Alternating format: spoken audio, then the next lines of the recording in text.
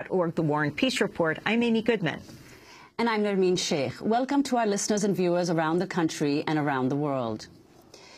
In the wake of a national outcry over the shooting death of Trayvon Martin, the secretive right-wing American Legislative Exchange Council, known as ALEC, is halting its push for Florida's controversial Stand Your Ground law.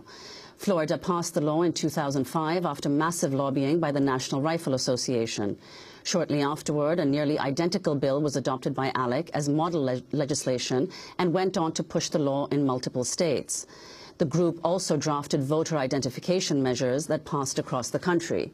Well, on Tuesday, ALEC announced it would shift its focus away from social issues. ALEC chairman and Indiana State Representative David Frizzell said, quote, "We are eliminating the ALEC Public Safety and Elections Task Force that dealt with non-economic issues and reinvesting these resources in the task forces that focus on the economy." The announcement comes on the heels of an exodus from the corporate lobbying group snack food giant Mars, as well as Wendy's, McDonald's, Kraft Foods, Coca-Cola, Pepsi, and Intuit. They've all recently declined to renew their membership in ALEC. In addition, the Gates Foundation has announced it will not continue to fund ALEC.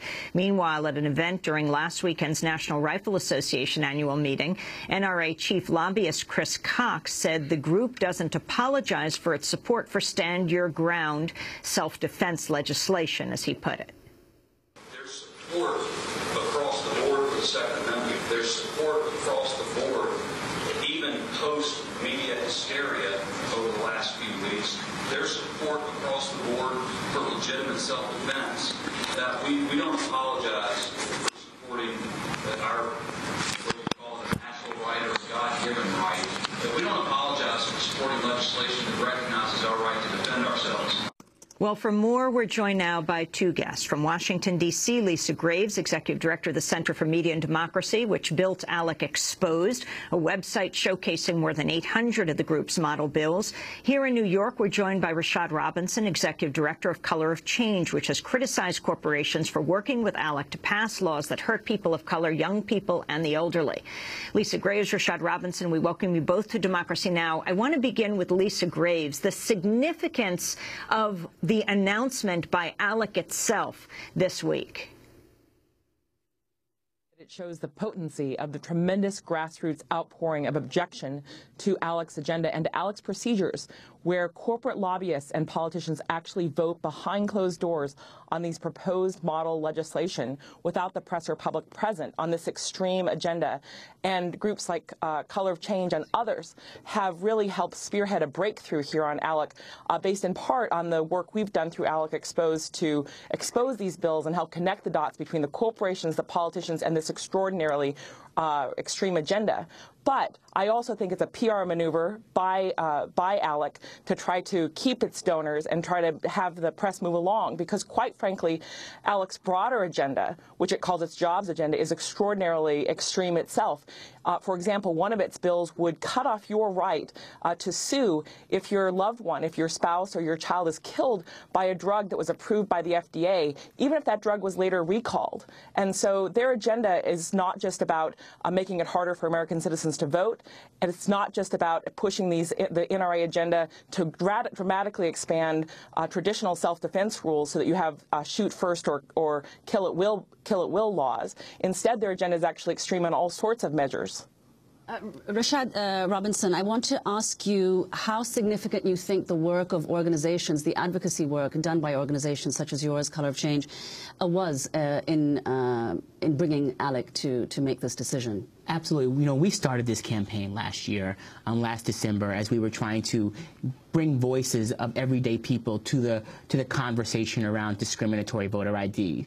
And we went out to our membership. Color of Change is the largest online black political organization. We have over 900,000 members nationally. And there's nothing more important than sort of the right to vote when you're doing civic participation work. I think the work that's happened here, not just by Color of Change, but by a number of organizations, really does show the power that everyday people's voices can have in our democracy, and that even while corporations continue to have more power in our political process, we can still hold them accountable. And this was really about letting folks like Coca-Cola and Pepsi and Kraft know that they can't come for black folks' money by day and try to take away our vote by night. And by pushing these corporations to make a different decision about their relationship with ALEC, we've also shined a light on ALEC, making it much harder for them to do what they do in state legislatures around the country. And so this is, I think, not just important in terms of what it tells everyday people about their ability to raise their voices and make a difference, but also about the long-term impact ALEC is going to be able to have in the future. You met with heads of corporations. Which ones? We met with senior executives of major corporations, the heads of government affairs offices, the heads of diversity of Coca-Cola, of Pepsi. We had conversations with McDonald's. And what did you tell them? We told them exactly what I just said here, that you can't come for black folks' money by day and try to take away our vote by night. Many of the corporations, when we had conversations with them, talked specifically about sort of a narrow slice of ALEC's work. So, like, for instance, the soda companies talked about the soda tax, and that's why they were part of ALEC. We let them know that they couldn't kind of pick and choose what they were involved with ALEC. Many of the corporations also said that, we give to this side of the aisle and we give to that side of the aisle. We let them know very clearly that there are not two sides to black people's right to vote. This is not a debate that we should still be having in this country. This is not about left or right, but this is about the kind of moral issue around the right to vote in this country. I don't think very many of the corporations wanted to defend that. After the Trayvon Martin tragedy, we started to also bring that into the conversation and remind corporations that they would also have to answer for the stand your ground laws. And was this something that they wanted to defend publicly? Corporations like Pepsi and Kraft actually pulled out before we ever publicly escalated on them. Or companies like Coca-Cola, for instance, we escalated them on at 9 o'clock on a Wednesday, and by 5 o'clock they had announced they were pulling out. I think that this shows that there is just some pieces of ALEC's agenda that are simply indefensible. ALEC will no longer defend them, and major corporations don't want to defend them either. Lisa, I wanted to ask you, many critics have said about ALEC, have objected to ALEC on the grounds that it institutionalizes corruption. Can you explain what that means? Sure. What ALEC does is really extraordinary to many people who hadn't heard of them before last year when we launched ALEC Exposed. What ALEC does is it provides so-called scholarships to state legislators to travel to fancy resorts where they go to closed-door meetings of ALEC task forces. And at those closed-door meetings, corporate lobbyists and special interest groups vote as equals with state politicians, with our elected officials. And so you have unelected corporate lobbyists voting as equals behind closed doors with elected officials, with no press and no public present. And then those elected officials go back out in their states. And if they're leaders of that state for ALEC, they have a duty under ALEC's public bylaws to get those bills introduced and made into law. Those bills run the gamut of efforts to basically rework and rewrite our rights in numerous ways, including on the right to vote. Those bills include efforts to strip the rights of workers, both in the public sector and private sector, to organize and even have access to paid sick leave.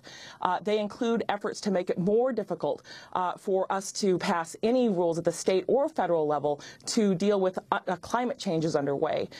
Their agenda includes massive tax giveaways for the biggest corporations and wealthiest individuals in the world, and it also includes a massive privatization scheme to take your tax dollars and redirect them into the private sector, into the private till, through privatizing prisons to for-profit prisons, for-profit school companies, and even the notion that American citizens, that the American people, shouldn't really own public assets or public institutions, that those buildings, our buildings, should be sold off to the private sector and basically leased back to us. And so through ALEC has been exerting extraordinary influence on laws in states across the country through this process where corporations have even more influence than through ordinary lobbying, and they do so behind closed doors and in the dark. And so we've helped shine a light on what ALEC is up to, and I think it does corrupt democracy for these procedures to go on and for these politicians to debase themselves in such a way that they would actually deign to give a corporate lobbyist, unelected official, an equal vote to themselves through the ALEC task forces.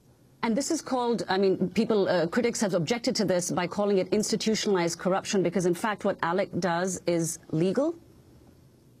Well, ALEC has claimed that it's legal. In fact, ALEC is a charity under federal tax law, which means that the donations made by corporations and individuals to ALEC can be claimed as a tax write-off. It doesn't describe what it does as lobbying, even though it claims that over 800 to 1,000 bills are introduced every year that are part of the ALEC template or ALEC library that we've helped expose through alecexposed.org. And they claim that they've had a success rate of up to 20% or more of getting these bills made into law. And yet ALEC contends that it doesn't engage in lobbying, that it's not a lobbying organization, and this is all charitable. Some groups have challenged that, like Common Cause. My group, the Center for Media and Democracy, and PR Watch has joined in those efforts to say that this is wrong. And we've also filed complaints with the ethics boards in Wisconsin, and we're planning other complaints as well, because what the public record shows is extraordinary efforts by ALEC to get these bills made into law. And if that's not lobbying, I'm not sure what is. Last Thursday, Virginia House Speaker Bill Howell blamed Anna Scholl, the executive director of Progress VA, for allegedly spreading misinformation about ALEC. Howell used to lead ALEC, and Scholl helped release a report critical of ALEC back in January. Part of their exchange was caught on camera. I'd love to get information from you on what you think is inaccurate so we can correct it. We're very concerned about making sure that we're giving correct information to the public. The article that Anita wrote, the Christian paper wrote, based on your report, was full of either half-truths or untruths. And I'll give you a good example. Everybody's highlighted the fact that the Commonwealth pays about $230,000 over the last 10 years for expenses for legislators to attend ALEC meetings. Is that not accurate? Well, it's not accurate. In fact, during that same period of time, the Commonwealth has paid $2.5 million to those same legislators or other legislators to go to NCSL. So, I'm sorry. To be sure. I understand. I'm just curious about which part of the report you found to be inaccurate. The part where you say they got $230,000. So the state didn't spend $230,000 sending legislators to ALEC conferences. I guess I'm not speaking in little enough words for you to understand. What I'm trying to tell you is... I'm a smart girl, actually. I went to the University of Virginia. I benefited from public education in Virginia. I think words with multiple syllables would be just fine for me. Rashad Robinson of Color of Change, can you talk about ALEC's response to its supporters to these disclosures by groups like Center for Media Democracy and your group and others? Well, ALEC's actually, their public relations has been all over the place for the last couple of weeks. Initially, they ignored the campaign. Then, as corporations started pulling out, they called us a well-funded, expertly coordinated campaign. My staff really appreciated the expertly coordinated, but we're a little shocked about the well-funded, considering our small staff size and office space. Then sort of over the next couple of days, the conservative press started rallying around ALEC, doing attack ads on Fox News, on Color of Change, and other organizations. And then ALEC late last week put out a statement basically saying that they only concentrate on free market economic issues, and really tried to push this that's what they do, and we're attacking free market and economic and organizations that want to work on the economy in this climate. Our simple message to the corporations that still fund ALEC was, what about voter suppression, and what about stand your ground laws in their economic interest? And then this week we hear that ALEC now is dropping those as policies. They've essentially basically went out into a body of water and dumped a lot of oil, and now they're wiping their hands off and saying, well, we won't dump any more oil. BP's doing pretty well right now. BP is doing well, and maybe that's what they're following, right? But they're not saying they're going to clean up the oil, right? So now we have these laws that people are going to be millions of people are dealing with all around the country, and they're not saying what they're going to do about it. So they may not continue to push these laws, but Americans are going to still be dealing with discriminatory voter ID laws. They're still going to be dealing with stand your ground laws, and ALEC has no response for it, and that's why we're going to continue our efforts to hold these corporations accountable. Well, we invited the American Legislative Exchange Council to join us on the program today, but no one from the organization responded to our inquiries.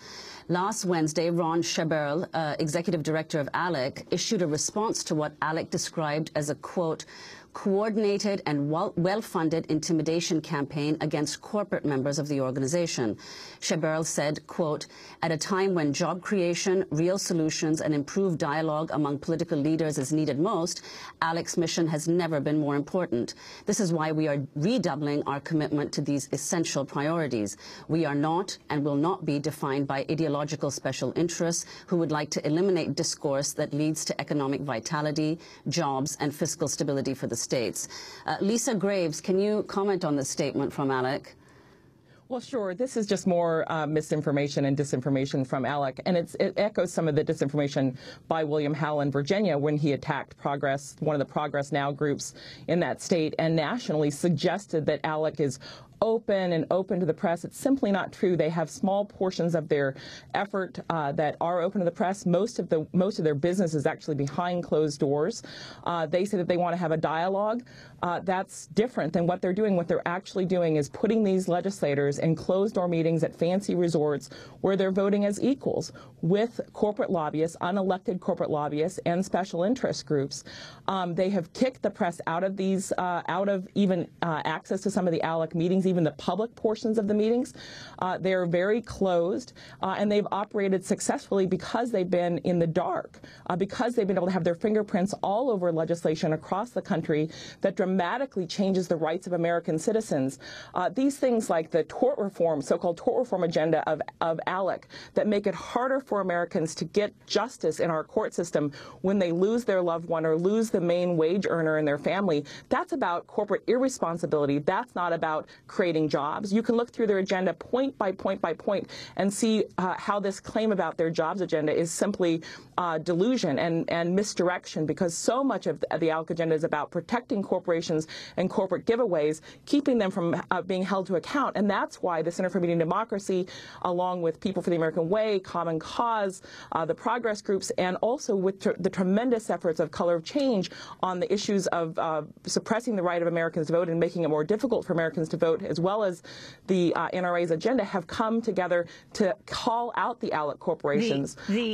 The NRA is clearly angry. The Secret Service is now investigating the musician Ted Nugent for making potentially threatening comments about President Obama. He was speaking at the annual NRA meeting last weekend and said, quote, "If Barack Obama becomes the president in November again, I will be either dead or in jail by this time next year. We need to ride into that battlefield and chop their heads off in November. Any questions?"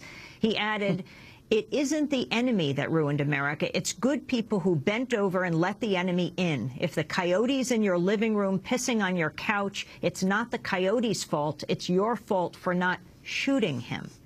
Rashad Robinson, we're going to wrap up with your response to this and whether you have faith that these corporations that have pulled out, do you believe that they'll come back in once the ALEC has said that they're going to drop their so-called stand your ground, what others called shoot first laws and voter ID laws? But respond to Nugent's comments. You know, these type of comments and these type of rhetorics are really sort of a throwback to days when folks could make these type of comments. It's particularly around black leaders in America. The Republican Party and Mitt Romney in particular need to respond to this. Because he is a Mitt Romney supporter. He's a Mitt Romney supporter, and they're associated with him. And Mitt Romney, if he wants to run a campaign that's about representing all of America, then he absolutely needs to respond and needs to disassociate himself. But it also, I think, speaks to a larger problem that we have in this country with you know, the glorification of guns and the glorification of violence. And I absolutely think that sort of the way in which the NRA has been able to work with ALEC over the years, the way that Walmart has been able to serve on the committee, does speak to the underlying problem. I think Lisa outlined all the challenges with ALEC. For us at Color of Change, the corporations that we've worked with to move outside of ALEC and the corporations that we've called out and who have moved out need to understand that our organization is not going away, that the voices of our members will continue to be raised when we see injustice, when we see corporations that say one thing to us in our community and do another thing by night with their resources, and we will hold them accountable. And so they should understand that going back to ALEC will not be good business, it will not be in their best interest, and it certainly will not serve their relationship with the African American community. Romney wanted Nugent's endorsement. When he said this, the campaign didn't mention Nugent by name, but said divisive language is offensive no matter what side of the political aisle it comes from. The spokesperson, Andrea Saul, said Mitt Romney believes everyone needs to be civil. I think this is bigger than being civil. You know, that type of comment, we need leadership. For someone to call out the president and say that to threaten him or to say that he might shoot him or to call or to gin up violence in that type of way, Mitt Romney needs to show real leadership, not just simply say that everyone needs to be civil. We need leaders in our presidents, not just folks who want to play the middle ground. Rashad Robinson, we want to thank you very much for being with us, Executive Director of Color of Change, and Lisa Graves for the Center for Media and Democracy, speaking in Washington, D.C. And Lisa, again, congratulations on your Izzy Award. I just saw you on Tuesday night up at Ithaca College, where the Center for Media and Democracy got the Izzy Award named for the muckraking journalist I.F. Stone for your exposing of ALEC. This is Democracy Now!, democracynow.org, the War and Peace Report. When we come back,